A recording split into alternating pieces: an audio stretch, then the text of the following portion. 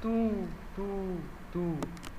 Está começando o programa Gurizada em Ação!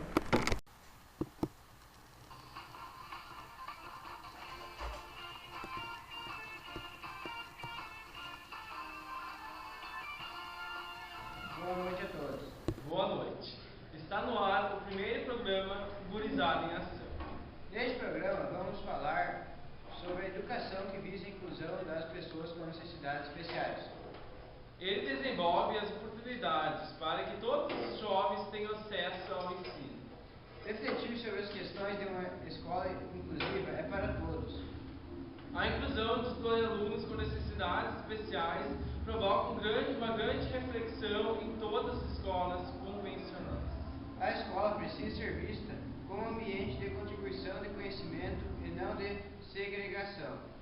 Direito de educação para todas as pessoas, como consta na Constituição Federal.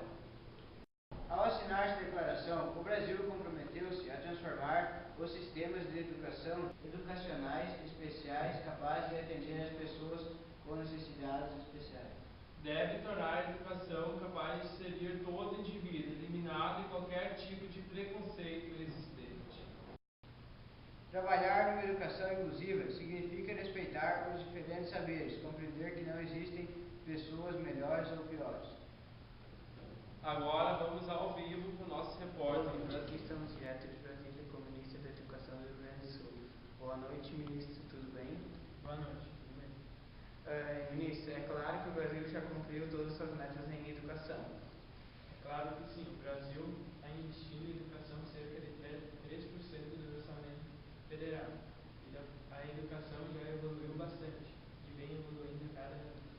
Mas essa evolução é bem estranha, pois parece que a nossa educação está de marcha ré. Desculpa, mas estou me retirando.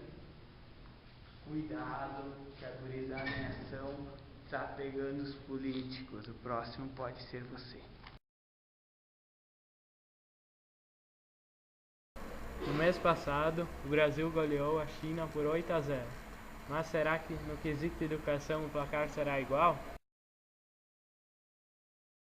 Continuando o assunto, agora vamos falar sobre educação no campo. Aqui estamos direto da Escola Família Agrícola Santa Cruz do Sul com o professor João Paulo Reis Costa. Boa noite, professor. Boa noite.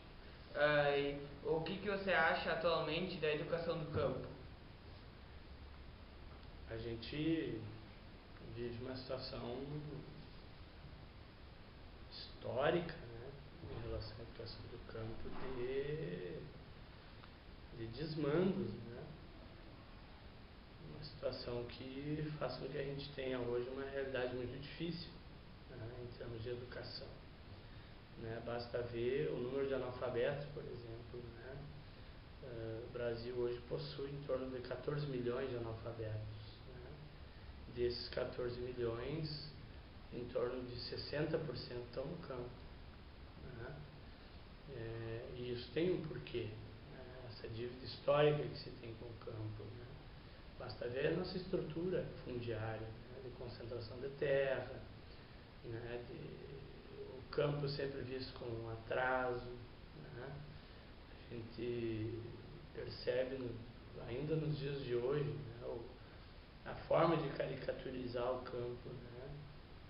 Quer dizer, a figura do Jeca Tatu não desapareceu ainda, né? Figura que está muito presente no nosso dia a dia, né? Que a gente festeja toda a festa de São João, por exemplo, né? E isso ajuda a fechar um imaginário, né, sobre o campo. Pega a nossa região aqui, a própria ideia de colono, né? Quer dizer, como é que a cidade se dirige ao colono, né? Quem é o colono? Né? Então, a gente vive desafios ainda muito sérios, né? Sobretudo no que tange a discussão da juventude, né? Porque hoje tem outras necessidades, né? Necessidade da locomoção, internet. Né? Hoje 90% das escolas do campo no Brasil não tem internet. Né? Praticamente 70% das escolas do campo no Brasil hoje não tem sequer água potável. Né? Nos últimos 8 anos se fechou em torno de 13 mil escolas do campo. Né?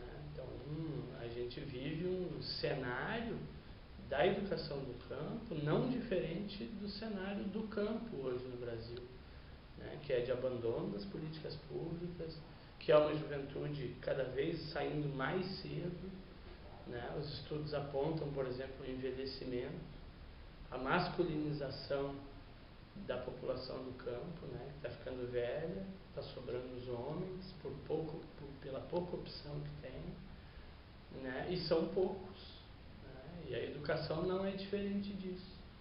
Ela vem na mesma proporção, né, que o próprio campo vive hoje os seus dramas.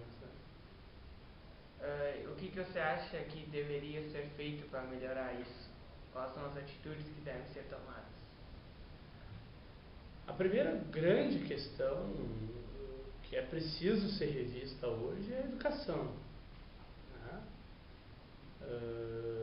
Currículo das escolas públicas, né? A formação dos professores, a discussão com as famílias, né? A necessidade de se ter uma educação contextualizada, né? Uma educação que valorize o conhecimento que vem das famílias, né? Esse conhecimento que é tão importante, que está aí, que as pessoas têm, que os nossos pais têm, que trazem lá dos nossos avós e bisavós e tataravós, né?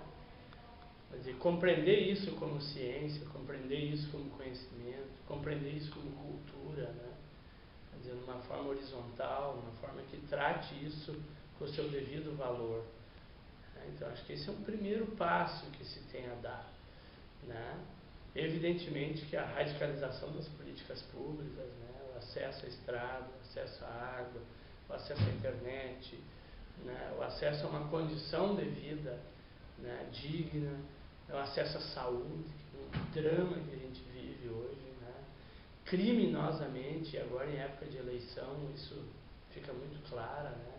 O quanto a saúde, a precarização da saúde beneficia os maus políticos, né? Quer dizer, transportando o paciente para lá, para cá, ao invés de atuar para o fortalecimento da saúde numa região como a nossa, né? Então, enfim, as políticas públicas de uma maneira geral, né? A questão da terra é uma outra questão muito séria que nós temos a nível do Brasil, né? Nós somos um dos países com o maior nível de concentração fundiária do mundo, quer dizer, onde se tem sujeitos com milhões de hectares e, ao mesmo tempo, 5, 6 milhões de terra, né? Então, são muitos desafios e espero que a gente tenha tempo, né?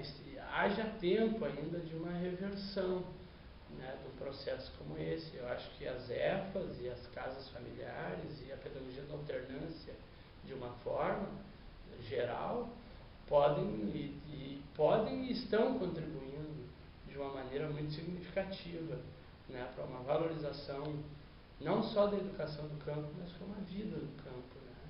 Quer dizer, quando a gente trata desse tema, nós estamos falando de vidas, e aí também não é só das vidas do campo, são das vidas da cidade que dependem, né, desse campo aí, que produz, desse campo que, enfim, é um lugar não só de trabalho, mas é um lugar de vida. Né? Então, me parece que caminha um pouco por aí a discussão. Muito obrigado, professor, pela sua participação aqui no nosso telejornal Gurizada em Ação.